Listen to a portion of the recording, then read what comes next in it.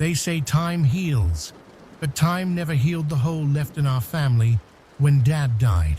10 years ago, he was found slumped over the steering wheel of his Ford Explorer at the edge of Hollow Creek.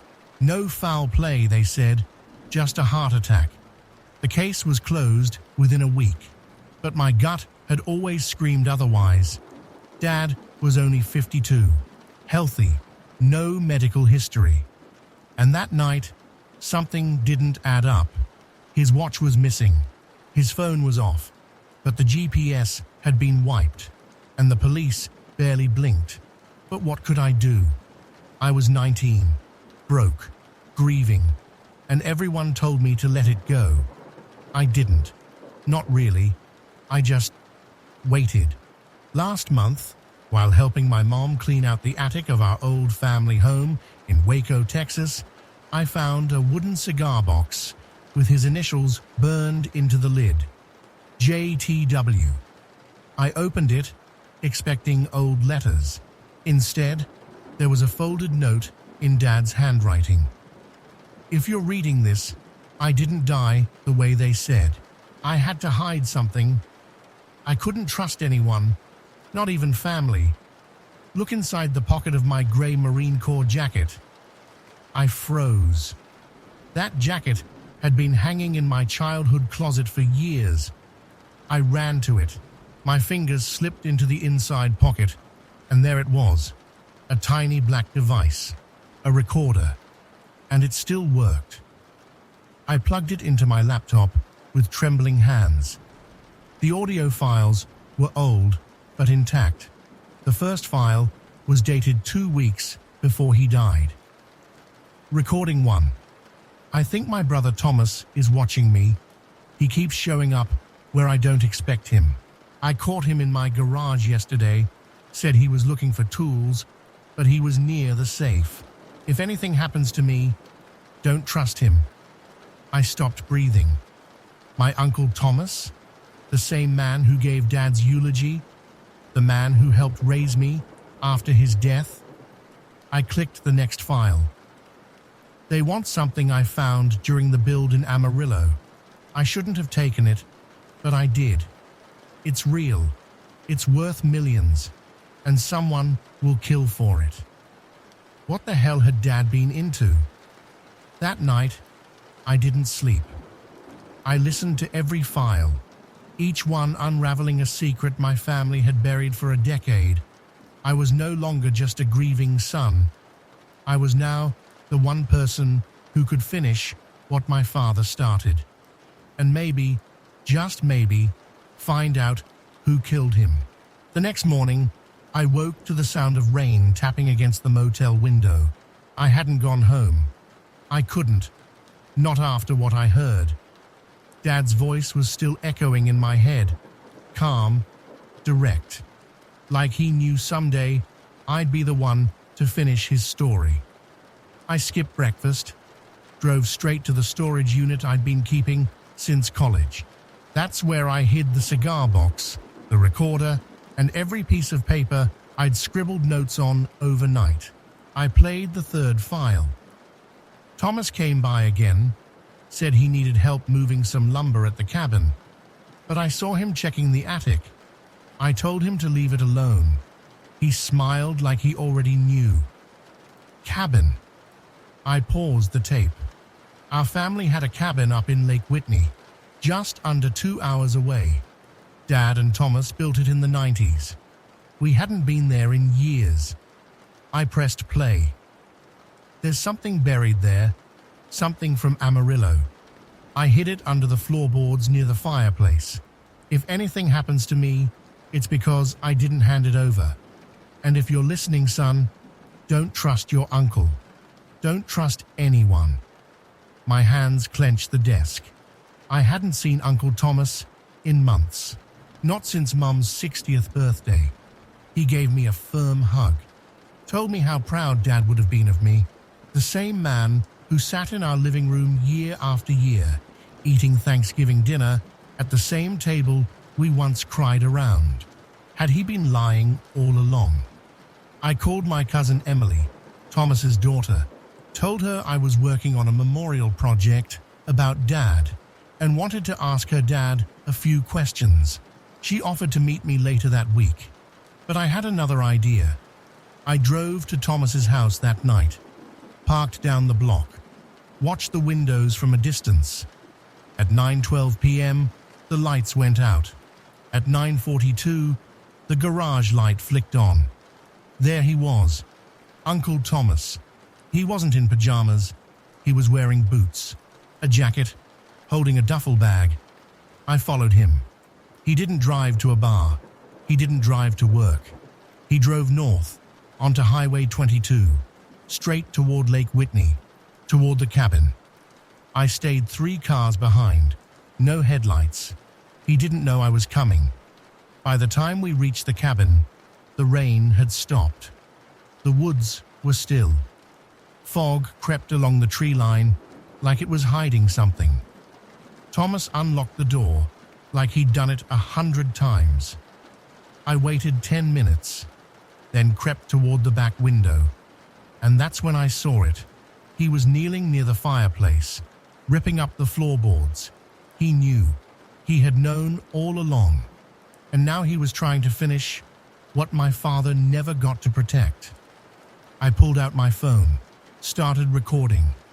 Because if I was going to confront him, I needed proof. Real, undeniable proof. I stayed crouched behind a tree, my phone clutched tight, filming through a narrow crack in the curtain. Thomas was sweating, grunting as he pulled up one plank after another near the hearth. Dust swirled in the dim cabin light. He didn't hesitate. He knew exactly where to dig. What the hell had my dad hidden under there? Then I saw it. A metal lockbox, weathered, about the size of a toaster oven. Thomas pried it up with a crowbar and opened it right there on the floor. I couldn't see what was inside, but I saw the change in his face. From tension to awe. He looked down for several long seconds, then reached in and pulled something out, wrapped in cloth, long and heavy. He unwrapped it slowly and froze. Even from my distance, I could see it clearly. A gold bar, stamped, marked, government grade. My breath caught in my throat. My dad had really found something. He hadn't been paranoid. He'd been hunted. Then Thomas did something that sent ice down my spine. He picked up his phone and made a call. Yeah, I got it. Took longer than I thought, but it's here. We're clear now. He never suspected a thing. I stared at him, mouth dry. No, he doesn't know. He thinks his old man died of a heart attack. Let's keep it that way. I ended the recording and backed away from the window, my heart pounding like a drum. He was talking about me. He'd always known, and he wasn't acting alone. I sprinted back to my car, trying not to snap twigs underfoot. When I got in, I didn't start the engine. I just sat there, adrenaline surging. What now? I had proof, but it wasn't enough. Not yet. I needed to know what else was in that box, so I waited. For hours. Thomas eventually loaded the box into his truck and drove off. The second he disappeared down the dirt road, I ran for the cabin. The floor was a mess, planks torn, nails scattered, but he'd left something behind in his rush. A yellowed envelope. Inside were photographs. One showed my dad and Thomas standing next to an excavator on a construction site. Another was of a dirt tunnel, deep and dark, next to a battered sign that said, U.S. Gov. No entry. But the last one, it made me stop cold. It was my dad, eyes wide, holding that same gold bar. On the back, in my father's handwriting, they told me to leave it. I didn't. I took the envelope and got out before dawn. And I knew then, this wasn't just about greed. This was about a government secret, a cover-up, something Thomas had tried to bury with my father. But now I had the shovel. I drove straight back to Waco as the sun was rising, the envelope of photos riding shotgun beside me like a cursed artifact. My mind was spinning about the gold bar, about the voice on Thomas's call, about the photo with the government warning. What the hell had my dad found? When I got home, I scanned the photos and started searching online. The excavator in the first photo had a visible logo, Hallis and Myers Construction Co. A quick search pulled up results. Defunct since 2014. They had gone bankrupt 3 months after Dad died. The project they were working on? A classified land development outside Amarillo, Texas, under federal contract. My hands trembled as I read the article. It was supposed to be a weather monitoring station, but there were rumors of underground bunkers, Cold War assets, even decommissioned gold reserves buried by FEMA after the 1970s. I started connecting the dots. Dad had worked there as a subcontractor. He found the gold. He took one, told no one, or thought he hadn't. But Thomas knew. And whoever Thomas had called, they weren't just family. They were in on it. That afternoon, I visited a friend from college, Daryl, now working in cybersecurity.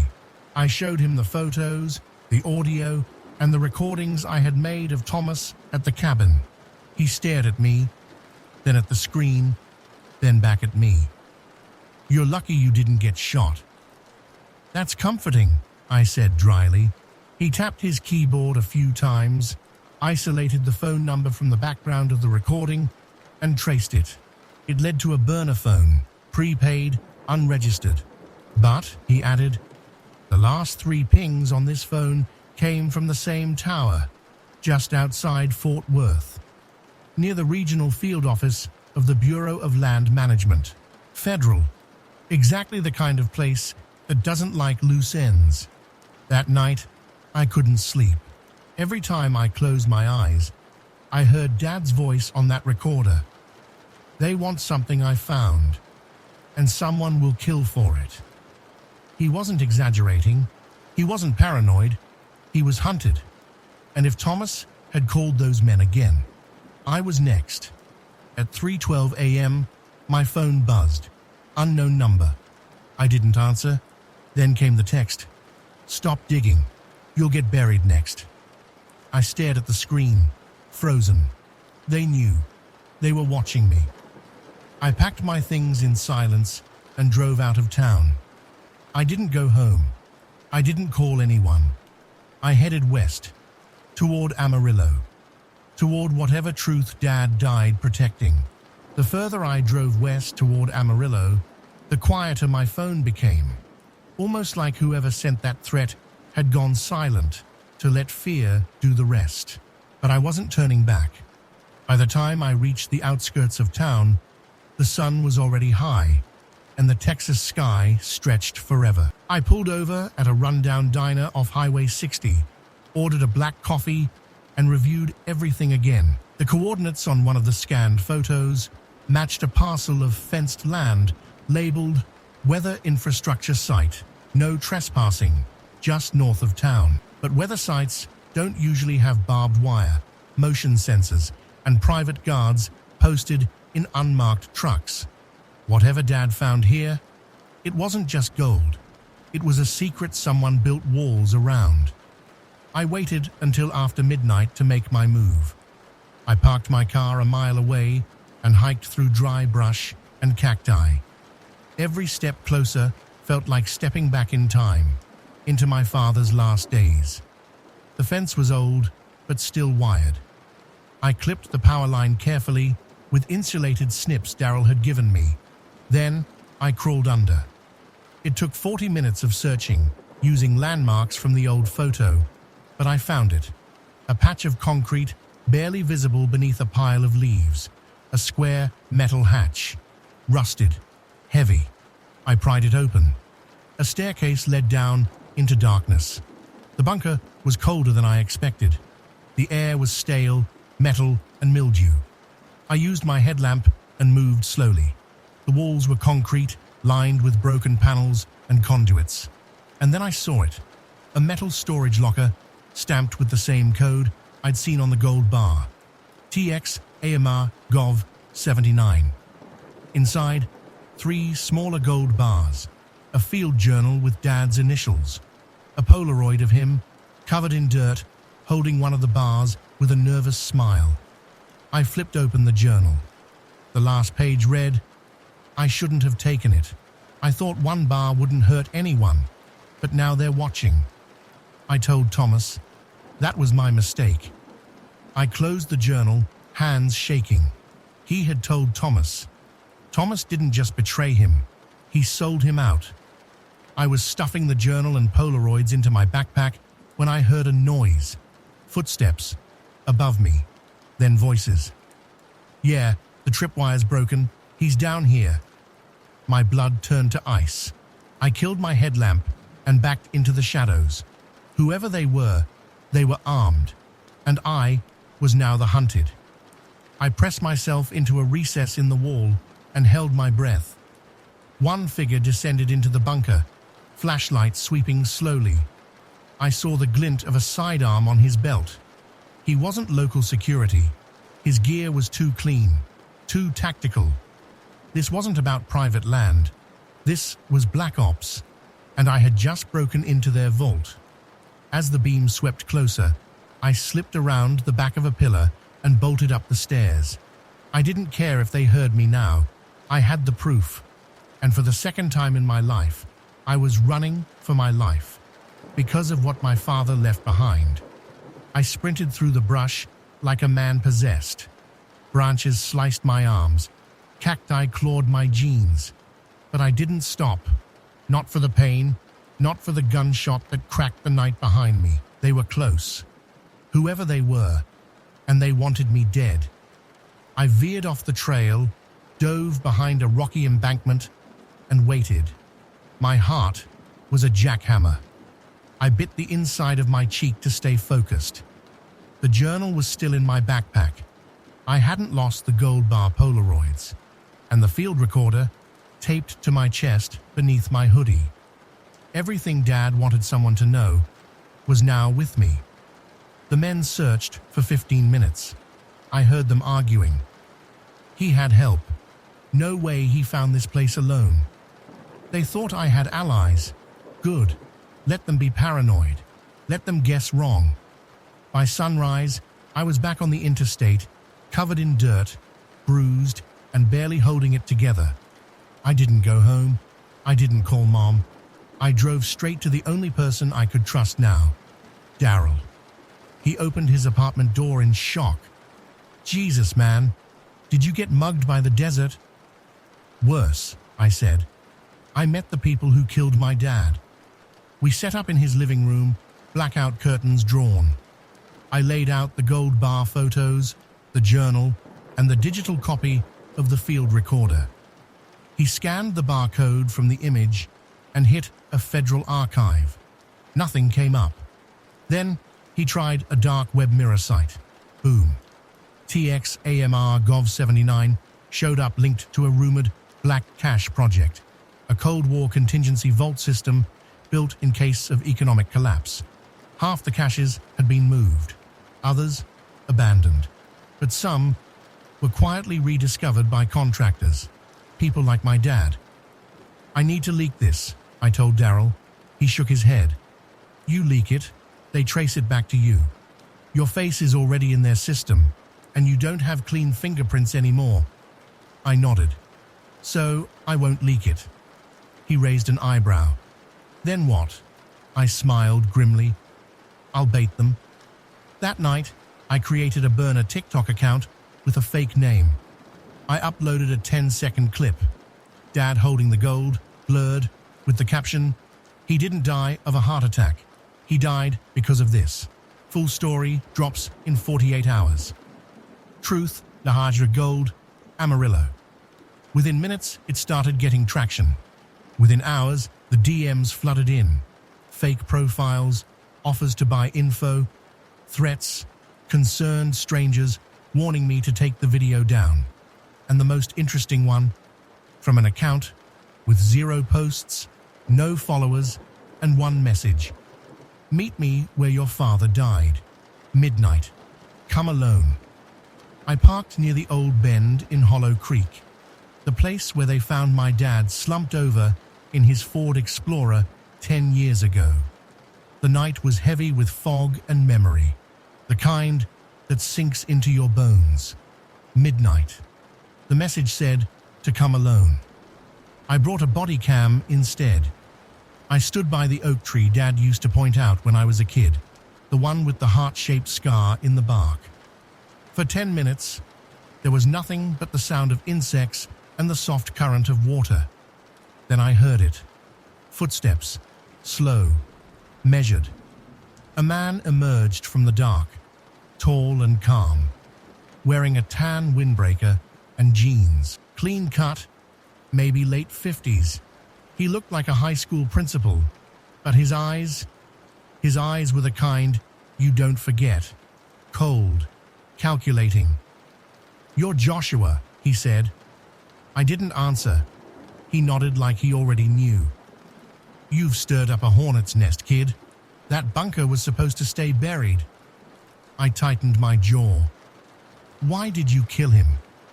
The man cocked his head.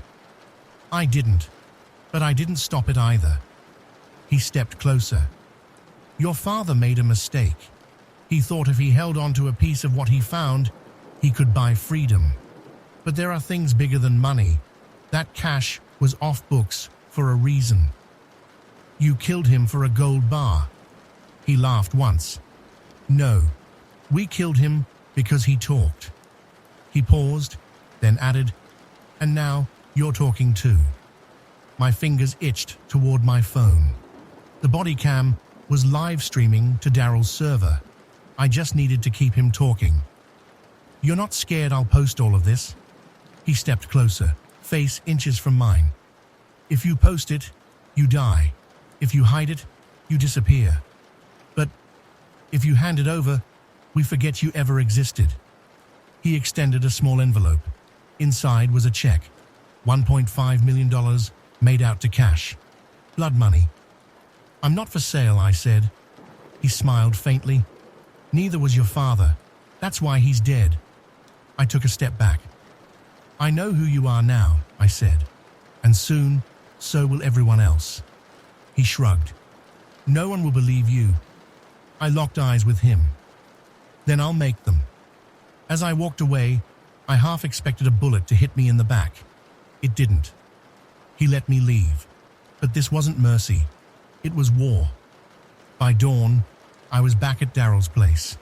I didn't knock. Just walked in, slammed the envelope on the table, and said, "We go live tonight." Daryl opened the envelope, eyes widening at the check. "Jesus, you turning this down?" "I'm not selling my father's soul for a payout." He nodded slowly. "All right then, time to make some noise." We spent the next 10 hours crafting a digital documentary, part confession, part evidence drop. I recorded a voiceover, raw and direct. "My name is Joshua Whitmore. My father, James T. Whitmore, was murdered 10 years ago. They said it was a heart attack. It wasn't." We layered photos of the gold bar, his handwritten journal, the Polaroids, and his voice from the recorder. Every word backed with timestamps, location data, and a clear timeline. We masked my face for safety, but my voice, unfiltered. They needed to hear the pain, the betrayal, the truth. At 7 p.m., we hit upload. YouTube, TikTok, Reddit, Twitter, Facebook. It spread like wildfire. By 8:15 p.m., our Gold Truth and Whitmore cover-up were trending nationwide. By 9:00 p.m., Daryl's burner server crashed from traffic. By midnight, I was on CNN. Not in person, but the video. My father's story. But with exposure came danger. My car was keyed. My mum's house had a brick thrown through the window with a note, "Shut up or die like him." I called the police, filed the report, but I knew the rules now. No badge could protect me from these people. What I didn't expect was the flood of messages from others. Emails, DMs, calls, people claiming they worked on sealed projects, just like my dad. Some had journals, others had photos. One woman sent a document from the Department of Energy, stamped classified, eyes only, showing a list of decommissioned vaults across the Southwest. One of them, TX-AMR Gov 79, I wasn't alone anymore. That night, I opened a live stream. No script, no filter. I looked into the camera and said, "To the men who killed my father, I'm not hiding. You can threaten me, but I'll keep going.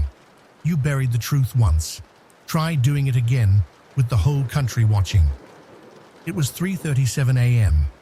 I was half asleep on Daryl's couch, a baseball bat by the door, and a backpack full of hard drives under my head. Then, 3 knocks. Heavy, slow, deliberate. Daryl was still asleep in the next room. I crept to the peephole.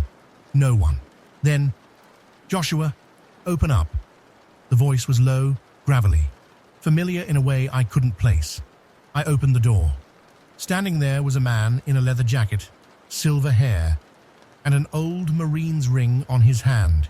He looked me straight in the eye. "I served with your dad. My name's Vincent." He came in without waiting, looked around the apartment like he'd done it 1,000 times. "Your video was sloppy," he said, "but brave." I didn't reply. I was still trying to process the fact that someone from my dad's past had just walked into my war. Vincent lit a cigarette. "They're scrambling. You exposed more than you realize. That bar, that vault, that was just one of 12. I blinked. 12? He nodded. "Scattered across the country. Fallout reserves, emergency economic fail-safes. They were supposed to stay buried until your dad found one." "And they killed him for it?" "No," Vincent said. "They killed him because he made a copy of the list." He pulled a folded piece of paper from his jacket. Brittle, faded. TX AMR Gov 79, NM RGV Gov 62, Asmahavi 74, and 9 more codes. My hands trembled as I held it. "Where did you get this?" I asked. "I was there when we built the first site. Your dad trusted me, sent me a copy before he died. Said, if anything happens to me, find my boy." Vincent looked up. "And now I have." Before I could respond, Daryl came out, groggy but alert. Vincent greeted him like an old friend, then got to the point. "You've got 2 days, maybe 3. After that, this goes full shadow war. They'll erase you, your bank accounts, your ID, your life." "Then what do I do?" Vincent cracked a smile. "You expose the rest, all of it, before they can bury you with it." That night we began uploading everything. The map, the list, the testimonies from other workers, the video of Thomas at the cabin, my father's final journal pages. A storm was coming, but I wasn't running anymore. The video went live at 7 p.m. sharp. This time, it wasn't anonymous. I showed my face, spoke my full name. I included everything. Dad's voice recordings, the 12 vault codes, the declassified evidence, and Vincent's testimony. It was long, messy, unpolished, but it was real. My father was silenced for telling the truth. I won't be. The internet erupted. Journalists flooded my inbox. Retired military officers reached out with, "You didn't hear it from me" statements. 2 congressmen even commented anonymously, hinting at a special investigation. But I didn't care about fame or clicks. I wanted justice. That same night, my mom called for the first time since I started posting. She was crying. I always knew something wasn't right. I just didn't want it to be true. I promised her this would end soon, one way or another. At 2:11 a.m., a black SUV rolled past Daryl's street, parked, and sat there, headlights off. Vincent saw it too. He slid a pistol across the table to me. "No more running, Josh." I nodded. But the next morning, everything changed. The story had made it to national TV, then international news. A whistleblower from FEMA publicly confirmed parts of my story. He validated 3 of the codes, admitted there were caches of gold and classified records stashed across the Southwest in case of economic collapse during the Cold War. It was real, all of it. But the real twist? Thomas was arrested. Someone had leaked his offshore accounts, documents linked to foreign shell corporations, including one transfer made just 2 weeks after my dad's death. Wire fraud, tax evasion, conspiracy. My uncle, the man who once carved turkeys at our family table, was dragged out of his Scottsdale home in handcuffs. The same man who helped murder my father. Now he'd rot behind bars. I didn't smile. I didn't celebrate. I just whispered, "That's for Dad." As for me, I vanished.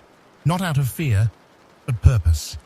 With Vincent's help, I assumed a new name, a new city, a small non-profit backed by the very whistleblowers we helped expose. We investigate cover-ups, fight for forgotten families, shine light into old darkness. Dad's vault wasn't the end. It was the beginning. He thought no one would listen. He was wrong. His son was listening the whole time.